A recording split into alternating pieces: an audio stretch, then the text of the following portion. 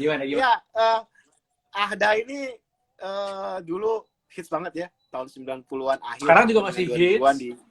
Ya, sekarang juga di Cuman di RT gua doang, di RT RW gitu doang.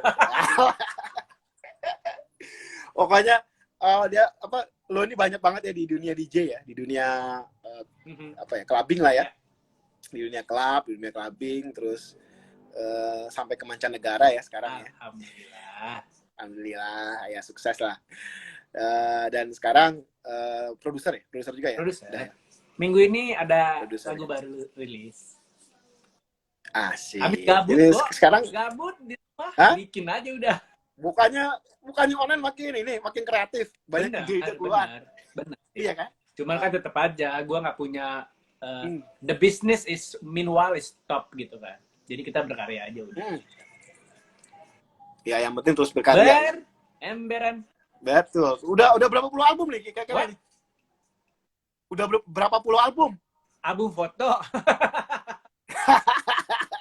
Bukan, album Instagram. Iya, udah Instagram. Ya. Nida, kita mau ngobrol-ngobrol nih tentang musik dance ya. Musik ajojing, apa musik disco, ada orang bilang musik dugem ya di Indonesia nih ya.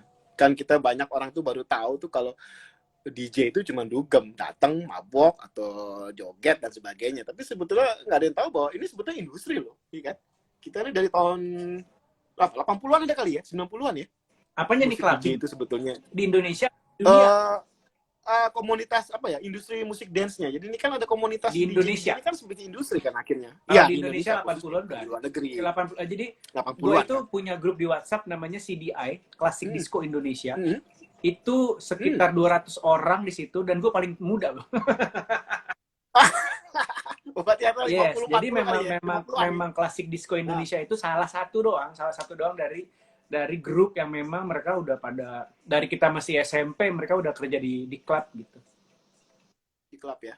Bisa kalau sekarang ceritain sejarahnya, proses sejarah dari dari awal bagaimana ini bisa jadi industri sampai yang tahun 90-an ya. 90-an sampai 2000-an tuh kan makin banyak komunitas-komunitas DJ yang akhirnya menjadi industri, bahkan sampai ada jadi bikin film, bikin macam-macam lah ya. Nah, mungkin lo bisa sebenarnya kalau ngomongin di Indonesia itu kan memang klub sebenarnya udah ada dari zaman dulu, dari zamannya siapa? Gubernur Ali Sadikin ya. Pokoknya mereka memang mereka membolehkan untuk gambling, untuk ya pokoknya party all night long itu setahu gue itu dari zaman Ali Sadikin. But bedanya meanwhile gue dulu clubbing pertama kali sama nyokap gue. Gue diajak nyokap gue gitu. Jadi yang masih gue surviving banget masuk itu adalah zamannya Ebony. Zamannya Fire. Ebony. Yes. Jadi itu ini yang kalau yang nonton millennials bingung nih kita ngomong apa nih. Iya. Jadi kalau masuk klub nonton bro. Gini guys, Ebony itu adalah sebuah klub di mana paling hits dulu hari Minggu, Sunday afternoon kalau nggak salah nama programnya ya. Ebony itu adanya di Kuningan, Rasuna Said. Kuningan. Around Pasar Festival kali ya. Situ-situ deh pokoknya. Kalau sekarang. Ya, sebelum Kedubes Australia. Ya, betul. Sebelum Kedubes Australia. Sekarang Setiabudi Building, ya. Dulu, gue belum begitu amazed. Gue cuma tahu itu tempat party, that's all. Gitu. Tapi gue bener-bener amazed itu sama namanya Fire. Yes. Oh iya. Fire itu gue kelas 2 SMP. Kelas 2 SMP. 90-an awal ya? Jadi, Fire itu adanya di Plaza Indonesia kalau sekarang. Gitu. Ya. Gue lupa dulu memang udah jadi Plaza Indonesia belum sih? Gue lupa deh. Kayaknya udah deh. Udah namanya udah Plaza Indonesia. Jadi namanya Fire. Jadi setiap jam 12, ini beda banget nih sama klub sekarang tuh beda banget. Setiap jam 12 Fire itu punya namanya session slow dance. Gitu. Jadi ada satu lagu bener-bener slow dance yang memang lagu slow dance yang lagi hits pada zamannya. Setelah satu lagu slow dance itu selesai, The Club itu mengeluarkan set lampu lighting laser yang sangat ciamik. Gue menyebutnya adalah lampu Batman. Jadi dia benar-benar keluar kayak kita ke Dufan gitu. Jadi benar-benar hidrolik di atas tuh zreng gitu. Bentuknya tuh kayak lampu Batman, dan itu gue yang Dan dari sejak gue bareng sama nyokap gue itu memang yang namanya gue party clubbing itu gue selalu duduk ngeliatin DJ-nya gitu. Jadi karena Fire itu salah satu klub yang pertama kali konsol DJ-nya itu outstanding di luar gitu. Jadi kayak mimbar kayak kita sholat Jumat gitu di luar di outstanding gitu. Nah jadi ini orang ngapain sih gitu kan? Ini orang ngapain sih cuap-cuap? Zaman dulu kan DJ bacot ya sambil ngomong. Ini apa ya gitu. Dan itu kalau siang-siang gue liatnya di Pasaraya, audio promotion, inget gak? Jadi ini apa sih? Dan akhirnya gue tahu, akhirnya gue belajar yang namanya penyiar radio gitu, broadcasting apa gitu. Jadi gue memang adore sama orang yang bisa melakukan multitasking waktu itu gitu. Jadi gue nggak joget, gue nggak alkohol, boro-boro alkohol. Jadi memang gue ngeliatin ini orang ngapain gitu, ini orang ngapain mainan piringan hitam pada zaman itu gitu kan. So I just learning, and then seiring waktu dari zaman gue SD, dari zaman gue TK mungkin ya, I really love Michael Jackson. Gitu. So itu merupakan satu kombinasi yang damn, gue senang banget dancing. Gue udah yakin banget nih. Jadi gue mengarahnya ke situ, bukan ke anak band. Gue tuh bukan nggak suka, maksudnya gue tidak tertarik dengan drummer, dengan gitaris, dengan basis, dengan keyboard. Kayaknya ribet gitu. Meanwhile, I really wanna be Michael Jackson on that moment gitu. Bertahun-tahun gue bener-bener mengadore Michael Jackson. Cuman gue mikir gue nggak bisa nyanyi, gue nggak bisa joget, tapi I love being on stage gitu. Jadi kayak zamannya SD, pensi gitu. Gue suka tuh nari tradisional. Manggung. Maju panggung ya. Jadi I love being under the spotlight. Itu gue akuin gitu. Tapi I cannot sing gitu kan. Gue nggak bisa nih. Nah, gue melihat DJ ini merupakan salah satu medium di mana gue, kayaknya ini cara paling mudah nih untuk gue tampil dan gue sendiri. Gue nggak butuh band. Gitu. Nah, jadi gue explore terus, boro-boro internet. Tidak ada internet zaman itu. Ya, belum ada. Jadi gue bersyukur gue punya sahabat gue namanya Fitri, laki nih di Al-Azhar dulu. Gue jelek-jelek gini anak Al-Azhar belas. Ya. Nah, jadi buat alumni Al-Azhar. Nah, jadi pas itu gue punya teman namanya Fitri. Fitri itu punya kakak. Jadi kita kayak kakak kelas gitu. Dia itu dulu punya sewa-sewaan mobile disco. Tahun berapa tuh? Ya 95 lah. Jadi itu zamannya jump around, down with the key. Gitu. Jadi orang tuh break dance, hip hop, nge-rap gitu. Jadi rap lah. Bener. Jadi zaman Vanilla Ice Baby gitu kan. Nah, jadi kita itu gue itu memang suka nongkrong bareng dia, bantu si kakak kelas ini masang mobile disco di rumah-rumah orang ulang tahun. Zaman sekarang nggak ada. Dan feeling gue dengan adanya COVID ini, feeling gue akan mulai lagi tuh mobile disco ke rumah. Feeling gue nih, tebakan gue, mobile disco akan bergerak lagi. Bukannya live YouTube lagi? Bener. Jadi sekarang gila betul. YouTube kan sekarang. Jadi tuh gue kayak sore-sore jam 8 gitu udah ke rumah orang yang ulang tahun, kita disewa gitu.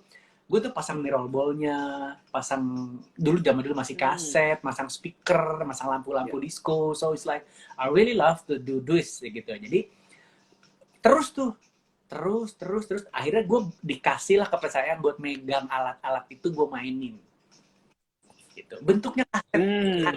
Itu pertama kali lu megang alat bentuknya kaset gitu. Nah, jadi terus akhirnya gue disekolahin nenek gue sekolah IDGS. Jadi di Santa dulu ada sekolah DJ IDGS gitu. Nah, jadi gue sempat sekolah di situ, gue punya network, gue belajar beli plat di mana. Dulu plat satu lagu harganya 33.000 perak. Hari ini GoPay. Tahun 95 ya? Iya, 96. Hari ini GoPay. Iya, tapi udah. Jadi meanwhile gue SMA, gue menjadi anak normal gitu. Gue memang nggak clubbing gitu, jarang banget clubbing gitu. Tapi akhirnya gue mendengar ada yang namanya Bengkel Night Park. Ya. Jadi gue bukan anak kota nih, kasarnya gue nggak pernah ke kota clubbing, gue nggak pernah ke mana-mana lah itu, yang namanya Mangga, Monggo Mas apa dan segala macam itu gue nggak pernah, never touching it gitu, karena gue memang nggak punya temen juga untuk nongkrong di sana gitu, tapi gue tahu gitu. Tiba-tiba ada bengkel night park, well, apaan nih, gedung segede piramid gitu kan, everybody ke situ, dan akhirnya gue pertama kalinya gue tahu bengkel itu dari seorang DJ yang bernama Anton Wiryono gitu. Jadi Anton ini ngeprint kertas printer biasa, dipotong-potong kecil, dia sebarin di PIM. Jadi dia nongkrong di PIM. Meanwhile dulu kita tiap hari kan ke PIM ya gitu. Ya, kayak zaman itu ya. Jadi si Anton itu ngasih orang-orang tertentu yang dia bilang seru nih gitu, datang ya. So itu pertama kali gue dapet guest list kasarnya gitu. Nah dateng dong gue free pass ya? Itu tahun 97 gitu. Jadi pas kita lulus SMA, jadi meanwhile di situ kan. Nah pas baru masuk kuliah belum kuliah waktu itu gue, karena kan gue nganggur setahun, pengacara gue. kan gue suka masuk kelasnya Dimas, gue pernah jadi anak Mustopo. Iya. 98 ya bener. Jadi gue akhirnya gue setiap hari ke bengkel gitu. Oh iya, jadi iya benar, makanya kan kita ketemu Anton itu kan di mall kira-kira jam 10-an, jam 9 gitu ya, mall tutup, ya kita ke bengkel. Begitu gue lihat lagi Anton sendirian di ujung di DJ Deck, segede bengkel, segede fairground. Kalau sekarang tuh Fable campur Palas campur karaoke sebelahnya, itu segede gitu. Kalau sekarang kan SCBD itu ada 5 klub, dulu itu cuma 1 klub namanya bengkel, dan DJ-nya cuma satu, cuma Anton doang. Jadi gue panggungnya tuh kayak panggung konser ya. Jadi gue ngeliat Anton tuh kayak imam khotbah Jumat tuh. Jadi, ya udah, akhirnya gue adore banget sama Anton. And finally, I really di satu titik gue yakin banget gue mau jadi Anton. Gue mau jadi DJ. Gue harus jadi DJ. Gitu. Jadi masanya tuh memang beda gitu. Masanya gue belajar DJ dicampur nge-rap, breakdance, hip hop era zaman dulu, sama akhirnya gue mau jadi Anton. Gue mau jadi DJ. Gitu. Nah, udah tuh. Akhirnya gue tiap hari ke bengkel. Saking lamanya gue jadi anak bengkel, tiba-tiba di situ ada casting MTV VJ-han. Gue ditangkap tuh. Tahun 2000 ya? 2099 98 ya? Gue ditangkap tuh. Terciduk sama MTV VJ-han. Dan itu adalah MTV VJ-han pertama kali di Asia waktu itu. Kalau misalnya lo lolos ya? Gue jadi juara 2, juara satunya Alex Abad. Jadi belok lagi tuh. Akhirnya gue menekuni VJ gitu. Gue sempet syuting depan Mustopo gitu kan. Kayak gitu. Jadi di satu sisi DJ-nya gue berhentiin dulu. Akhirnya gue menjadi VJ. Setelah menjadi VJ, gue ada castingan di Prambors menjadi penyiar. Ya. Dan akhirnya gue menjadi penyiar. Jadi 3 elemen sama siapa? Santi, zaman-zamannya Santi, Imam Wibowo gitu. Ya, jadi guru gue itu dulu Angga, Ferdi gitu kan. Ya, atas 90-an. Betul. Nah, jadi 3 elemen itu langsung ngebentuk gue dalam waktu 2 tahun gitu. Jadi DJ, jadi VJ, jadi radio DJ, radio jockey gitu. Jadi I can speak, I can act in front of camera, and I can play the music gitu. Beriring lagi ada teman gue namanya Ican, dia bilang, Hard Rock bikin klub. Zaman itu Hard Rock tuh bener-bener massive. Denger nama Hard Rock tuh massive banget kan. Hard Rock bikin klub. Apa namanya? BC Bar. Gue email. Gue sama sekali nggak pernah kerja per-DJ-an kan. Gue email. Dipanggil, di casting. Begitu gue casting dateng, itu semua DJ beken, bos. Ya, ini mah gue buang-buang waktu di sini. Iya, Udah, habis itu gue casting. Bukan main, disuruh joget sama Mutia Kasim. Sama Yoris Sebastian, gue disuruh joget. Bukan disuruh main, disuruh joget. Dan disuruh milih satu lagu, itu kan ada beberapa versi remix, lu sukanya yang mana? Gitu. Jadi cara ngetes gue tuh gitu dulu. Ini lagu, terus ada 4 lagu yang sama dengan remix yang berbeda, lu gue suruh milih satu. Ya udah gue pilih satu, udah lu pulang aja ntar ditelepon. Akhirnya gue kerja. BC Bar-nya masih rata, masih butik Armani waktu itu. Jadi gue 6 bulan sekolah dulu di Hard Rock Cafe. Sekolah di Hard Rock Cafe gue jadinya belajar band, belajar sound system, belajar visual. Karena dulu inget gak lu, kalau lu ke Hard Rock, lagunya itu berupa video di TV-TV gitu. Nah, jadi gue belajar, gue belajar nge-mix video, bukan nge-mix lagu, bukan nge-mix CD. Gue belajar nge-mix video gitu. Nah, jadi era itulah yang bener-bener bikin gue 6 tahun jadi resident ngebentuk, oke, memang gue harus jadi DJ. Seiring itu, gue melihat generasi gue itu generasi yang transisi ke millennials, kasarnya gitu. Karena senior-senior gue kayak Romi, kayak Anton, kayak Naro gitu kan. Jadi zamannya gue di Riri, zamannya gue dulu di Sibar itu, Riri tuh masih gengnya Romi waktu itu, gitu. Jadi 45. Betul, 1945. Kerjaan gue datang jam 8. Gue nyala-nyalain alat-alatnya. Terus gue nggak ngapa-ngapain. Yang main Anton, Romi, Naro. Jam 4 gue yang matiin. Jadi gue sebenarnya tukang listrik, bos. Gue nggak pernah main. Jadi gue belajar. Sampai suatu ketika di Sibar itu mendapat sebuah musibah.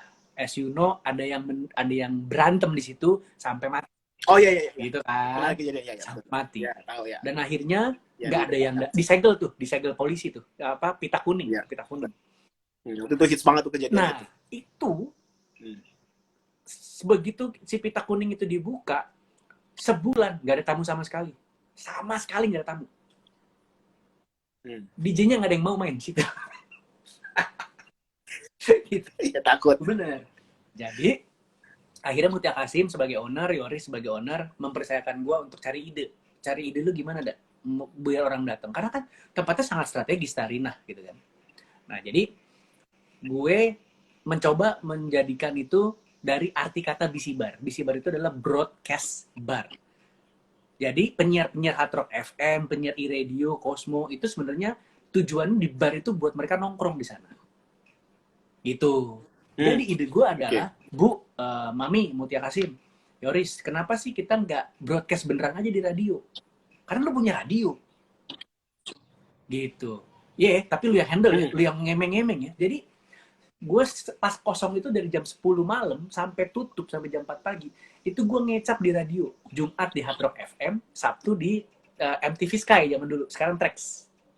Nah, MTV Sky. Jadi cara kita adalah orang yang lagi di jalan, lagi weekend gak tau mau kemana, dengerin gue ngemeng, ngoceh-ngoceh dengan lagu-lagu party, mereka semua datanglah ke BC Bar.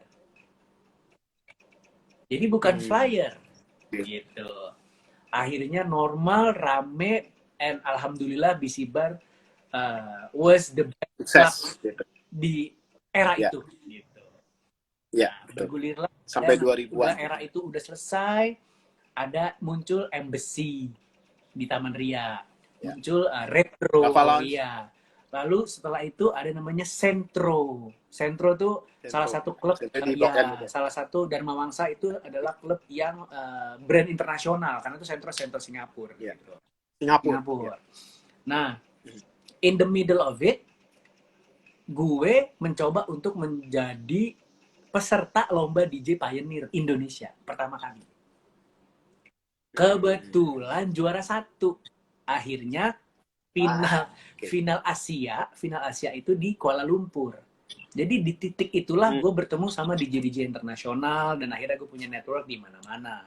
Gitu. Alhamdulillahnya itu titiknya di situ. Jadi dari gue residence, gue jadi juara Pioneer, habis itu gue mencoba untuk kenalan sama DJ luar dan akhirnya kebentuklah network itu. Dan di satu titik gue berpikiran DJ itu seperti model, seperti artis film. Dan kenapa gue bilang begitu? Karena dia punya masa waktu, dia punya masa golden session gitu. Bukan kayak dokter yang terus jadi dokter gitu kan, bukan kayak polisi yang terus jadi polisi. Nah, jadi gue memikirkan gue pasti bakal nggak laku nih, tua apalah itu, pokoknya semua keparnoan itu. Dan akhirnya gue berpikiran someday gue harus cabut dari sini, tapi gue nggak rela karena dance floor is my blood. Lu bayangin gue udah 8 tahun hilir mudik, gue mau ngapain lagi tiba-tiba apa gitu kan yang gue kerjain, gue nggak mungkin. Masa gue tiba-tiba gue kerja di bank gitu kan? It's bener-bener di luar dari otak gue. Dan akhirnya gue kepikiran untuk membuat sebuah media gitu. Jadi media khusus jogedan gitu. Kayak Betul. Gitu lah. Nah, jadi dulu tuh namanya Clubbers Media dan sekarang namanya Dance Signal. Jadi gue mengikuti terus sampai hari ini, gue belajar sama dede-dede DJ yang baru itu, gue terus belajar sama mereka. Jadi gue nggak ngerasa senior gitu. Jadi mereka punya ilmu baru, teknologi juga makin baru, genre juga makin banyak. Dan akhirnya gue belajar sama mereka belajar sama gue, kita bikin lomba DJ teratur, kita bikin workshop teratur, tutorial dan segala macem. Dan I really melihat komunitas dance floor di Indonesia itu sangat bagus, sangat kuat, sangat solid gitu. Nah, jadi itu seiring itu dengan adanya teknologi, dengan adanya media, dengan adanya perlombaan, dengan adanya edukasi, gue pernah di masa, kalau kita kan dulu, lo mau jadi apa? Mau jadi dokter gitu kan? Mau jadi apa gitu? Gue pernah survei di sebuah SMA, semua laki-lakinya pengen jadi DJ. Percaya nggak? Oh, di Jakarta? Di Jakarta. Jadi gue pernah survei, dan mereka nggak tahu gue siapa. Bener-bener mereka tuh pengen jadi DJ. Dari mana inspirasinya? Itu masa-masanya ada Angger Dimas. Jadi ada DJ namanya Angger Dimas. Angger Dimas itu salah satu DJ Indonesia yang bisa pinter untuk mengembangkan dirinya ke dunia internasional. Sekarang ini sampai sekarang juga masih ada Angger Dimas, masih oke gitu. Nah, jadi dia itu pertama kali bisa kerjasama sama Tiesto, sama Steve Aoki gitu. Jadi gue bilang sama orang-orang, kenapa sih Angger bisa sukses itu? Karena Angger menggunakan WWW dengan baik. Maksudnya WWW itu adalah pada zaman itu baru keluar Facebook, pergantian Friendster ke Facebook. Kalau kita kan kalau buka Facebook ngelihatnya yang dicari mantan SD, mantan SD. Teman gitu lama kan? ya kan? Nah, pinternya Angger adalah dia DM tuh, istilahnya dia private message ke DJ itu. Dia jual diri lah, dia jual diri ke DJ itu. Nah, jadi akhirnya si Angger dapat kontrak dari internasional DJ dan nge-boom aja gitu. Tiba-tiba lagunya mendunia. Dan orang yang wow, Angger.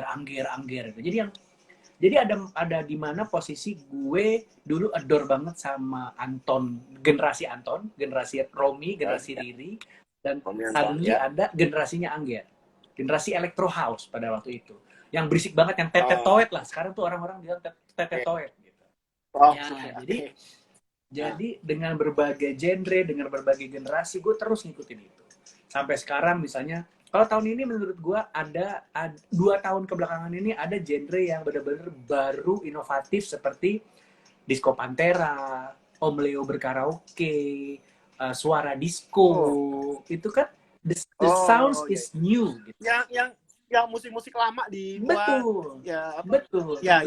Makanya sekarang lagunya Reza, izinkan aku itu nge-boom lagi. Izinkan aku ya, itu kan boom lagi ya. Jadi gue seneng banget sama yang seperti itu, karena menurut gue genre itu selera, nggak ada yang benar, nggak ada yang salah, gitu kan? Lu mau suka funkot kek, lu mau suka trance, lu mau suka R&B, lu mau suka hip hop, lu. Artinya kalau kita bicara industri dance keseluruhan, Ida, berarti semua genre itu termasuk dalam industri dance? Apa ada hanya spesifik musik kan, house, apa cuman trance, apa cuman apa gitu? Enggak sih, sebenarnya gini. Yang orang suka salah itu adalah lu main apa sih? Gue main EDM. Sebenarnya EDM itu bukan genre. EDM itu adalah the big umbrella, the world gitu. Jadi rumahnya tuh EDM, electronic dance music.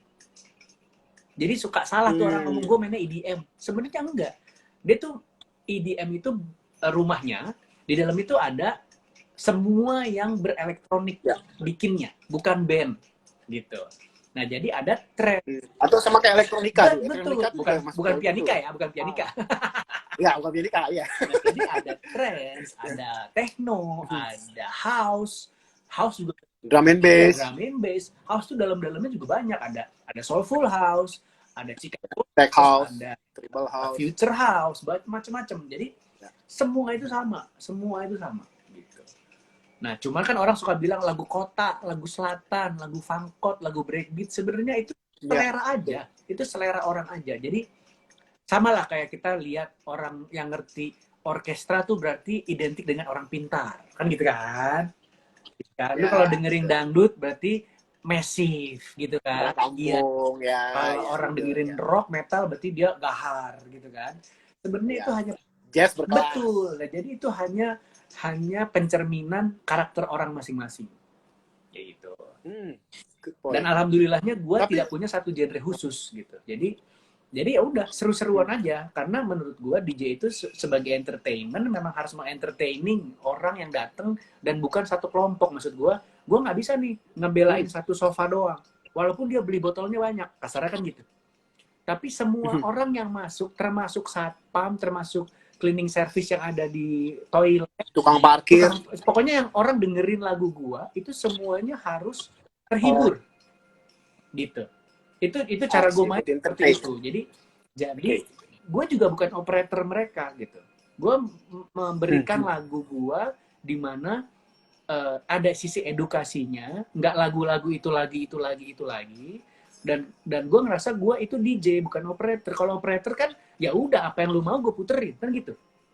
Well, I'm not the operator, I'm the DJ. Jadi gue tetap akan ngasih lagu kesukaan lu, cuman gue juga berkewajiban untuk membuat lu pintar dengan lagu baru. Gitu. Berarti sama seperti kayak musisi lah. Betul. Ya. Musisi lah. Betul. Ya. Kita DJ itu sama kayak musisi. Benar. Jadi sebenarnya kan kalau misalnya si band baru nih mau rilis album, pasti yang dikeluarin tuh album lagu-lagunya yang pop, yang cheesy, yang orang tuh semua terima gitu kan. Padahal di dalamnya dia punya lagu-lagu yang idealisnya mereka. Gitu. Itu yang harus dikombinasi. Lo harus egois, tapi lo juga harus nerimo, kayak kasarnya kan gitu. Lo harus mengentertain mereka juga gitu. Tapi kalau eranya yang gue bersyukur banget adalah contohnya adalah DWP, Jakarta Warehouse Project. Itu adalah party rave festival di mana diakui oleh dunia. Top 10 best party in the world. Jadi kalau kita bilang Indonesia itu tabu, disco, clubbing, narkoba, nggak ada hubungannya. Tidak ada hubungannya. Semua DJ papan atas Indonesia yang tiap hari gue ngobrol sama mereka, satu pun tidak ada yang drugs. Gue berani jamin. Mungkin pada zamannya, iya. Misalnya dia lagi tahu clubbing, lagi belajar clubbing, dia mabuk apa dan segala macam narkoba, oke. Cuman di satu masa dia itu sudah dibayar sama klub, dia itu tiap hari main bolak-balik airport, nggak bakal sempet drugs. Capek. Oke. Pagi airport, pagi lagi, subuh lagi, cabut airport, ganti kota lagi, ganti negara lagi, ganti kota lagi. Sehari main di Jakarta 3 kali, nggak sempet drugs. Tidak sempet. Jadi nggak ada hubungannya. Clubbing sama drugs tuh nggak ada hubungannya. Karena menurut gua, ini hanya person aja kali itu ya. Iya. Kasarnya nih, person orang pejabat yang di luar pejabat gitu. Yang nggak pernah clubbing, pejabat yang nggak pernah clubbing, banyak kok yang nyabu, banyak kok yang nginek. Mereka malah kemana, misalnya karaokean, apa segala macam. Yang didengerin juga lagu-lagu radio, gitu. Jadi nggak ada hubungannya, tidak ada hubungannya. Dan sekarang anak-anak sekarang, dan sebenarnya sih orang tua sekarang tuh udah ngerti. Anaknya clubbing tuh udah ngerti, karena anak sekarang makin dicekek, makin bablas. Bener nggak? Lo kan punya anak juga tuh. Masih kecil tapi karakter mereka itu makin dilarang, makin larang, makin. Jadi kalau generasi kita, Mes, dulu tuh generasi kita adalah kata bokap gue gitu, kata nyokap gue gitu kan. Kalau sekarang kata Google, kata temen gue, kata YouTube itu ya. Jadi gue bilang sama klien-klien gue, Pak, daripada lu itu punya budget buat masang billboard di jalanan, mendingan duitnya buat bayar buzzers. Karena anak sekarang itu tidak percaya sama iklan. Anak sekarang itu percaya sama kata temen gue. Dalam hal apapun, kalau kata temen gue keren. Dan kata temennya itu bisa dari Instagram, dari Itu, mana gitu kan? itu. Bukan dari Betul, iya, oke. betul. Jadi yang dulunya orang pada jijik sama TikTok, kata temen gue TikTok bagus, semua TikTok gitu. TikTok, iya. Jadi kalau ngomongin dancing memang seperti itu gitu, memang sebuah hal yang nggak ada urusan lagi sama tabu, sama narkoba gitu, nggak ada urusannya. Ya itu beda lah ya, Iya, nggak ada antara itu urusannya. sama itu person dan itu Betul. person masing-masing, bukan disalahkan oleh DJ atau Benar. klubnya atau Jadi apanya. memang nggak ada hubungannya. Dan kementerian Berarti artinya kayak Backcraft, kayak apa tuh namanya, Visit Indonesia, itu memang udah sadar banget bahwa EDM, dancing itu memang menghasilkan devisa yang sangat besar. Kayak Singapura itu punya Zouk Out, akhirnya yang tadi kan Zouk itu klub ya, jadi dia bikin festival di luar namanya Zouk Out. Dan dari tahun pertama, benar, dan dari tahun pertama Zouk Out itu memang di backing berat sama pemerintah gitu. Jadi pertama kali gue diundang ke Zouk Out itu dari STB, Singapore Tourism Board, yang ada di Indonesia. Dulu berangkat. Jadi memang STB itu kan kayak di sini apa ya, dinas pariwisata ya. Jadi memang pemerintah yang mensupport itu gitu. Dan sekarang Indonesia artinya dari bukan pemerintah. Bener. Nah jadi Indonesia udah tahu banget pemerintah. Nah kalau di Indonesia sendiri gimana? Apa? Di Indonesia sendiri gimana? Tadi lo ceritakan dari sejarah dari 80-an, 90-an. Lo lihat tuh sebetulnya industri dance itu di Indonesia tuh seperti apa sih? Apa dia berdiri sendiri? Apa memang dikelola pemerintah juga? Dikelola pemerintah tidak. Dikelola pemerintah tidak, tapi pemerintah mengizinkan. Kayak dari permit, dari apa. Dan mereka tahu itu income-nya gede banget. Income-nya gede banget. Lu bayangin DWP itu satu hari 40.000 anak kecil membayar minimal 700.000. 700.000 itu belum dapat minum loh. Taruhlah 1 juta. 1 juta dikaliin 40.000 kali 3 hari. Berapa duitnya? Masukannya. Nah jadi memang begitulah kondisinya dan disupport oleh negara. Gini deh, ini gue bukan ngomongin politik ya. Ya. Awkarin itu kan macarin cowok, yang which is cowoknya itu anaknya Wisnu Tama. Lo tahu Wisnu Tama itu siapa saat ini? Dan kemarin dia bikin party di fairground. Jadi tidak mungkin pemerintah nggak tahu. Tidak mungkin pemerintah tidak tahu. Gitu. Jadi ini bukan gerakan ngumpet-ngumpet lagi, enggak. Ini menghasilkan. Nah, betul. Tapi selalu lihat ini sebetulnya industri dance di Indonesia tuh bagaimana sih sebetulnya pergulatannya ataupun apa sih di dalamnya tuh? Pergulatannya sebenarnya ada dua dinamika. Ada sisi yang sayap kiri. Gue bukan bilang benar salah. Gue cuma bisa bilang ini sayap kiri, sayap kanan. Jadi gini, sayap kanan ini adalah DJ profesional, bahkan internasional. Setiap minggu dia punya lagu kerjasama sama DJ internasional, label luar, main internasional, bener-bener deh gitu. Dan masuk ke ranah pop seperti Dipa Barus, Yasmin. Itu orang-orang yang nggak pernah ke disco pun udah pasti pernah denger Dipa Barus. Gitu. Kasarnya kan gitu. Nah itu gue bilangnya itu sayap kanan. Beserta ini ada Winky nih, Winky Wirawan. Ini ada atau Boy George ya? Winky, ini ada menurut gue Winky itu bukan DJ. Menurut gue Winky itu adalah sebuah makhluk yang unik, sebuah spesies.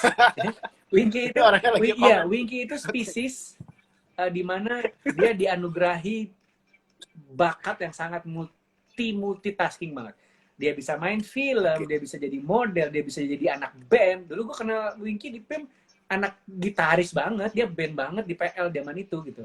Belum DJ-DJ-an. Dan dia pinter banget untuk ngambil masa dia jadi DJ gitu. Itu menurut gue Winky satu human being yang sendiri gitu. Nah, cuma kayak Dipa Barus menjadi DJ, menjadi produser, dan masuk ke dunia industri pop. Siapa sih yang nggak tahu Dipa Barus, lagunya Dipa Barus, anak mana sih yang nggak pernah denger gitu kan. Jadi itu menurut gue itu sayap kanan dengan berbagai genre, berbagai DJ, mau techno, mau trance, semuanya itu gue bilang sayap kanan. Oke? sayap kiri, dan ini bener-bener kita harus bareng-bareng membabat ini. Dalam arti kata babat adalah contoh. DJ kan semua orang udah tahu DJ ya. Alatnya juga gampang. Mainnya juga gampang.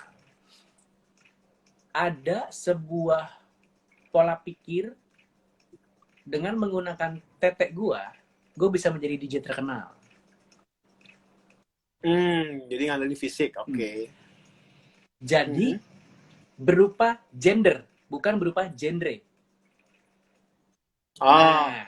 Jadi yang gender ini, gue ngomong kenyataannya aja ya. Kenyataannya nih, gue maaf berkata kasar kepada pemirsa Mestra. Kalau pemirsa gue sih udah tahu banget. Ini kayaknya hadir pemirsa lo semua ini kayaknya. Nah, jadi si gender ini menggunakan tubuhnya untuk bisa memasuki klub-klub yang memang marketingnya cheesy. Udah biar rame, cewek aja yang main. Cewek ini gak bisa main. Lagunya mixtape. Udah di set. Pakai baju minim, dibayar misalnya main ke kota mana gitu. Misalnya let's say kota X. Dibayar sama klub 3 juta. Misalkan gitu, ya. Dia menurunkan harga yang sangat-sangat parah gitu. Ya. Tiba-tiba dia pulang bawa duit 15 juta, Bos. Paham kan? Oke. Itu sayap kiri menurut lo? Nah, itu nggak 1-2 orang. Itu jumlahnya ratusan, Bos. Ratusan. Nah, jadi itu yang kita harus sama-sama sadari bahwa kalau betul, siapa sih yang nggak suka lihat cewek bening, ya nggak? Tapi lama-kelamaan, kalau lu tetap mengiyakan kondisi seperti itu, tanpa memikirkan orang-orang profesional yang bekerja dengan baik, menghibur dengan baik sebagai DJ atau sebagai musisi, lama-lama industri ini akan hilang dengan sendirinya. Bener nggak? Artinya merusak industri Pasti. itu sendiri. Jadinya, apa istilahnya kalau ilmu kedokteran lu apa? Parasite. Apa sih? Makan dari dalam tuh? Bukan dokter. Kan lu dokter. apa sih namanya, anomali ya? Pokoknya dia dari dalam. Anatomi ya. Pokoknya dia.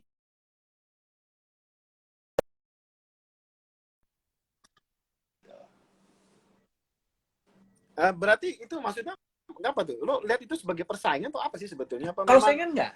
Ini kan sebetulnya kan ini kan industri kan. Jadi kalau bicara industri makanya musik kan berarti kan semua yang beraliran musik tadi elektronik itu kan berarti satu komunitas. Tapi lama-kelamaan industrinya akan sinking. Industrinya akan punah.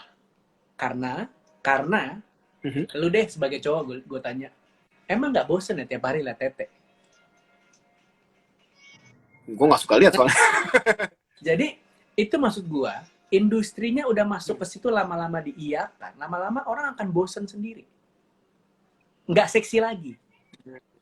Tapi kan yang tadi yang sayap kanan misalnya, sayap kanan itu kan ya lo istilahkan dari sayap kanan. Sayap kanan itu kan punya masa tersendiri juga. Betul. Udah punya penggemar tersendiri. Betul. Seperti penggemar band atau musik yang fansnya itu bisa dimanapun dia ada, dia selalu ada. Bahkan sekarang live di YouTube pun dia nongkrong depannya ikutin. Itu kan berarti masih tidak begitu bermasalah atau gimana? Sebenarnya dengan fansnya tidak bermasalah. Kan tadi gue bilang sayap kiri, sayap kanan. Ya, dengan sayap ya. Kesalahannya ada pada klubnya yang membooking, yang meng-hire. Gitu. Jadi tapi itu nggak termasuk dalam bagian sayap kiri, itu nggak termasuk dalam bagian industri. Enggak, karena mereka berpikir cepat untuk meramaikan klubnya dengan masa yang pendek. Nanti marketingnya akan resign, akan pindah lagi. Tapi klubnya akan bubar, akan turun. Karena kualitas musik yang sama. Gitu. Dengan kualitas musik yang sama, dengan pola pikir yang sama, akhirnya akan bubar dengan sendirinya apabila ada tempat baru. Bener nggak? Tempat baru, pindah, lagunya sama, tapi baru. Orang cuma buat jadi dia main tempat sama figur itu. Jadi lama-lama kualitas musiknya akan turun. Gua nggak ngomongin genre.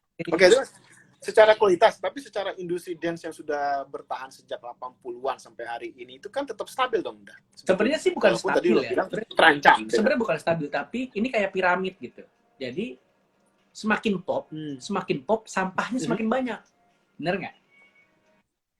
Jadi ya kayak betul. ya. Jadi sampah-sampah ini nih, generasi sampah DJ sampah ini yang akan membuat lama-lama orang akan melihat yang nggak tahu apa-apa, yang nggak tahu Dipa Barus, yang nggak tahu Yasmin, yang nggak tahu Winky, gitu kan? Lama-lama akan, oh DJ tuh gitu ya, DJ tuh cuma harus seksi ya, DJ tuh goyang-goyang gitu ya, DJ tuh bisa dibungkus ya. Itu lama-lama kelar dunianya, bener nggak? Tapi dulu kan juga ada stigma itu. Nah, waktu kita klub-klub itu kan stigmanya, wah lo dugem, mabok. Pada era kita, sisinya itu ada di sexy dancer, bener nggak? Nggak person juga kan, ketika kita datang ke klub kita dianggap sebagai negatif, sebagai suka mabok, atau ini pasti narkoba, atau diskotik dan segala macam. Betul. Nah, jadi sekarang bersama dengan ini kan. Betul. Jadi industrinya itu sekarang menjadi pop dan boleh. Zaman dulu kita jam 12 pulang udah hebat banget, udah dimaki sama bokap kayaknya tuh kalau jam 12 malam udah pulang. Sekarang anak sekarang jam 12 itu baru nganterin pacarnya, baru pulang ke rumah, baru telepon pacarnya, aku udah di rumah ya. Abis itu udah telepon matiin, dia ganti baju, dia ke pacar yang nomor 2. Itu anak ya, di mana dulu itu? Itu anak sekarang jam 12 begitu. Ganti shiftnya begitu. Ya, di mana dulu tapi kan? Bener. Jadi sekarang orang pada ke Gultik, pada ke Sanpaci, pada makan itu jam 4:30 pagi. Bener kan? Kalau zaman dulu orang keluar pagi udah pasti inek nih, udah pasti ekstasi nih. Sekarang iya. Gitu. Sekarang 4:30 pagi tuh biasa banget. Oh gitu. Klub itu jam 2 baru rame. Gitu. Nggak gitu ya. Jadi memang nggak ada hubungannya industri dance floor-nya, industri minumannya, industri crowd-nya itu sebenarnya nggak apa-apa, nggak masalah. Tapi yang bermasalah adalah edukasi tentang DJ itu sendiri sangat-sangat turun. Sangat turun. Jadi orang tuh nggak ngerti. Udahlah main aja, joget-joget aja, pencet-pencet aja. Pokoknya lu dibayar. Jadi misalnya kita jadi apa ya? Jadi ahli fotografer deh. Kasarnya fotografer ya. Fotografer itu kan harus tahu lensa, harus punya jam terbang. Mau apapun kamera lu, kalau lu nggak punya jam terbang, lu nggak bakal jago jadi Darwis Triadi. Asalkan gitu. Tapi di sekarang kameranya udah tinggal pencet nih kayak handphone. Gitu. Kameranya udah kayak handphone. Abis itu udah gampang aja. Akhirnya banyak orang menganggap dirinya fotografer. Gitu. Analoginya seperti itu. Iya. Nah, yang banyak terjadi adalah ya cewek-cewek itu yang diperdagangkan dengan atas nama DJ. Itu yang bahaya. Dan itu berpengaruh ke industri dance DJ secara berpengaruh. Yang misalnya DJ beneran dibayar 5 juta, 10 juta. Sekarang dengan adanya DJ cewek-cewek yang tidak dibayar dengan semestinya, tapi dia pulang dengan sangat kaya gitu kan. Ini bukan syirik ya. Ini buat gue ini bukan syirik dengan wah lu udah itu cewek-cewek emang rezekinya aja gitu. No. Tapi ini lama-kelamaan.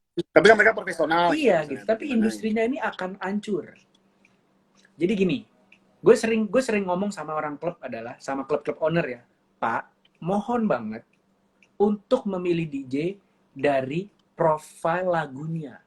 Misalnya SoundCloud-nya, Beatport-nya, mixtape-nya, Spotify-nya.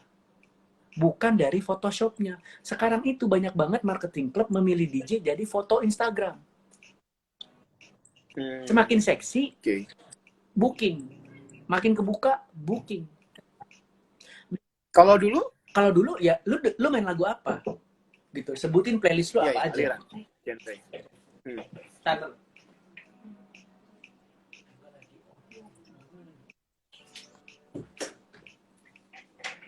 Ntar ya. Jadi apa namanya? Si industri ini akan turun banget karena kualitasnya akan semakin turun gitu. Kan agak aneh ya milih DJ dari foto. Gitu. Nah, jadi ini dari genre apa dari gender gitu. Kalau lu ngomongin genre, ya lu butuhnya lagu apa? Klub lu butuh hip hop, klub lu butuh trance, klub lu butuh disco gitu. Bukan yang BH-nya ukuran berapa. It's really iya. semestinya itu seperti apa sih industri dance itu? Ya seperti yang dilakukan oleh dunia gitu. Dunia itu memang seperti apa yang untuk di Indonesia ini seperti apa, ada yang seharusnya atau sebagaimananya? Ganteng cantik itu harus lah. Ya, gue bersyukur aja di masing-masing. Menarik ya. Ganteng cantik itu masih fine banget. Ya. Gue udah sejompo ini, udah sejelek ini masih aja main, berarti itu udah alhamdulillah, bener ya. Tapi di JDJ baru itu ganteng-ganteng, cantik-cantik, oke. Tapi dia beneran bisa main. Gitu. Memahami musiknya, pahami musiknya dulu. Musik. Kenapa? Apa sih yang gue bilang bisa main? Bisa main itu adalah apabila alatnya error, dia bisa. Ya. Apabila ini jadinya mono, tiba-tiba kabelnya otek-otek, dia ngerti. Genre dia perlu tahu juga. Harus genrenya ini kan? Apa? Ya lu fotografer kan lu harus tahu alat-alat lu. Lu fotografer harus tahu belinya di mana, kalau rusak gimana caranya, bersihin lensanya gimana. Bener dong? Itu profesional gitu. Bukan minjem kamera cepet-cepet buang, kan nggak gitu. Nah, jadi jadi sebenarnya balik lagi. Kesalahannya itu gue bilang adanya di klubnya. Klubnya itu mau mikir klubnya itu mau mikir pendek sama mau mikir panjang. Kalau mikir pendek, ya udah, dia anggap aja dia cepetnya adalah buat ramenya panggilnya stripper gitu. Cuma kalau misalnya dia mau punya masa yang panjang dengan kualitas yang baik, ya lu harusnya menyewanya artis-artis yang bener dong. Gitu. Berarti industri DJ itu di Indonesia, ya kita bicara Indonesia ya, berarti dari mulai crowd, dari mulai club, dari mulai DJ itu jadi satu kesatuan yang saling mendukung ya sebetulnya. Mendukung. Untuk iya, jadi yang saya jika salah satu itu ada yang bermasalah ya itu akan menghancurkan industri itu sendiri. Betul. Jadi sebenarnya mereka tahu itu, mereka paham banget itu. Gitu. Nah jadi ada juga sebenarnya gue suka ngomong sama cewek-cewek itu sebenarnya dia pengen jadi DJ beneran, cuma dia nggak tahu temennya kemana, nanyanya kemana, bergaulnya kemana, karena dia udah salah didikan dari awal. Gitu. Salah didikan dari awal, terus mau berobat, maksudnya mau ke arah yang benar gitu ya. Itu kita sering ngobrol-ngobrol sama mereka ya. Dan akhirnya jadi DJ beneran. Udah cantik, udah seksi, mainnya bagus. Itu kan udah bener gitu. Itu udah sama kayak kita tadi ngomongin Winky gitu. Udah satuan package yang bagus. Oke. Terus kalau dengan bicara masa depan nih, masa depan DJ musik dance, industri dance di Indonesia untuk sayap kanan ya, kita nggak bisa tadi nih, kita kan bicara yang benar itu. Itu bagaimana sekarang dengan adanya kondisi sekarang COVID dan kalau saat ini jelas, kalau saat ini semuanya Miss Queen. Ya pastilah, semua hal itu udah Miss Queen. Kacau lah. Tapi we believe kita tahu industri, kita bilangnya dancing itu adalah industri skin to skin. Jadi nggak bisa tuh 50% kapasitas tuh udah nggak bakal lucu. Atau yang baru gue lihat duduk ya. Iya, ada yang duduk gede. jadi menurut gue memang tidak bisa yang namanya new normal, nggak bakal bisa, tidak akan bisa. Jadi gue cuma bilang sama teman-teman gue yang para DJ harap bersabar. Kita tuh paling terakhir. Kita itu paling terakhir dari salon, dari bioskop, dari panti pijet, baru deh itu klub. Panti pijet boleh buka, baru klubnya boleh buka. Tapi masa depannya masih bagus banget karena generasi sekarang itu sangat-sangat liberal, sangat-sangat open minded. Kalau zaman kita dulu kan CD ya. CD itu kan ini yang paling rusak ya. Paling rusak adalah generasi zamannya CD itu CD bajakan yang di Senayan, yang di Roti Bakar Edi, inget gak lo? Itu zaman industri yang lagi paling rusak. Sekarang kalau lu kuat dengerin iklannya, Spotify gratis kok. Lu bisa milih apapun, genre musik apapun, gitu. Jadi, lu dengan cuma membayar di bawah 100.000, lu udah bisa bebas iklan, dan bener-bener lu apapun yang lu mau dengerin, lu dengerin. Gitu. Gue sampai sekarang pun gue ngajarin nyokap gue buat punya Spotify, karena apapun lagu ada, gitu. Nah, gue suka kasihan sama marketing atau owner klub yang masih berpikiran konvensional. Sampai ada nih klub di kuping gue tuh, DJ ini, lu ntar mainnya yang kayak DWP aja ya. Itu kan sangat-sangat membatasi kreativitas DJ itu sendiri. Gitu. Nah, padahal pemirsanya, dede-dede sekarang, milenial sekarang, udah ngerti drum and bass. Udah ngerti banget trap, udah ngerti banget dubstep, udah ngerti banget twerk, udah turunan subgenre itu mereka udah tahu banget. Justru sekarang malah ada indie gitu kan, synchronize fast dengan sangat baik, lagu disco-disco zaman lama itu mereka iyain juga gitu. Sebenarnya anak-anak sekarang sangat open minded, sangat menerima apapun genrenya. Mereka punya ngefans dengan masing-masing sendirinya. Jadi gue punya temen yang bocah-bocah itu, kok lu dengerinnya Boyz II Men sih?